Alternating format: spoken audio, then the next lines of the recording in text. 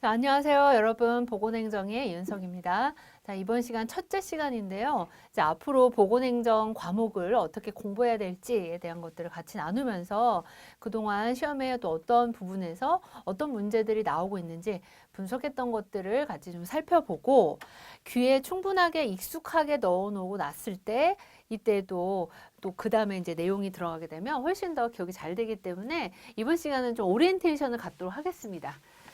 보건행정.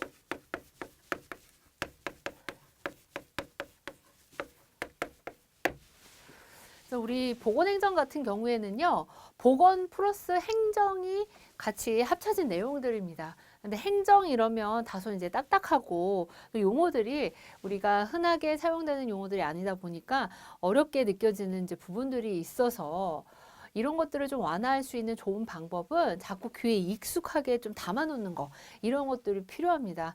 그래서 이제 OT 시간을 빌어서 어떤 것들을 또 공부를 해야 되고 어떤 용어들이 자주 나오게 되는지 이런 것들을 자꾸 연습하는, 귀에 넣어두는 이런 시간을 갖는 것도 굉장히 의미가 있다라고 봅니다. 우리 보건행정 같은 경우에는 공중보건과 함께 보건직 관련된 직종을 준비하는 분들이 같이 이제 공부를 하게 되는 부분이 있는데요. 공중보건과 보건행정의 내용이 다른 제목으로 되어는 있지만 이 두 과목이 겹치는 부분들이 상당히 많이 있습니다. 기본적으로 우리가 보건행정을 한다는 거는 공중보건을 효율적으로 잘 경영하기 위해서 덧붙여지는 게 보건행정이기 때문에 보건행정을 공부하시면서 공중보건에서 다뤘던 이런 개념들이 또 많이 나오고 있어요. 그래서 이 두 과목을 다 준비하시는 분들은 서로 공부하면서 이렇게 상승작용이 조금 더 있을 거다라는 이제 말씀을 드립니다.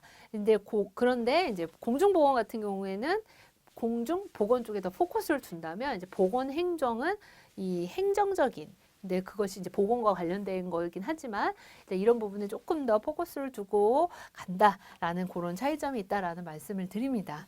보건행정 우리 일단 공부를 할 때는요, 먼저 그냥 교재 딱 펴가지고 첫 페이지부터 막 이렇게 공부를 하게 되면 전체적인 것들을 보는 눈이 상당히 떨어지게 됩니다. 그래서 보건행정에 어떠한 내용들이 또 구성이 되어져 있는지 이런 큰 제목을 먼저 보셔야 돼요.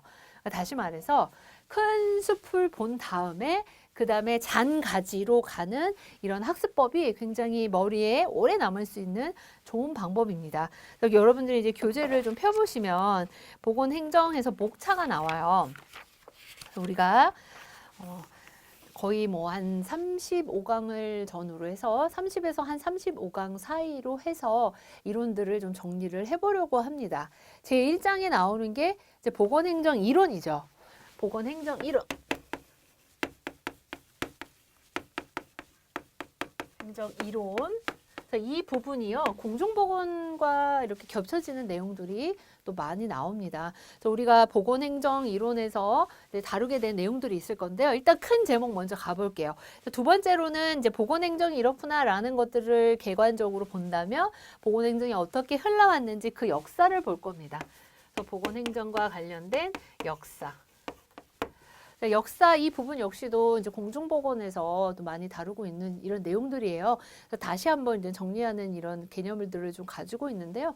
우리나라와 해외 이렇게 나눠서 볼 거고요. 세 번째로는 보건자원에 대한 것들, 어떤 관리들이 이루어져야 되는지. 세 번째, 보건자원 관리. 그리고 자, 네 번째 챕터에서는 사회보장과 의료보장이라는 내용이 나와요.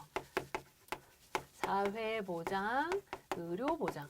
이 부분이 어떻게 보면 보건행정에서 굉장히 핵심이죠. 꽃과 같이 다루고 있는 부분들입니다. 그래서 아니나 다를까 내용들이 상당히 많은 것을 볼 수가 있어요. 그리고 이렇게 보건행정을 잘 하기 위해서는 돈이 따라가야 되겠죠. 그래서 경제적인 부분들도 볼 건데 우리가 또 마찬가지예요. 경제 이러면 굉장히 낯설어요. 경제와 관련된 것들이. 근데 기본적인 경제 개념들을 보면서 이제 보건과 함께 연관 짓는 이렇게 연결지어서 좀 학습을 할 겁니다. 그래서 다섯 번째로는 보건 경제에 대해서 볼 거고요.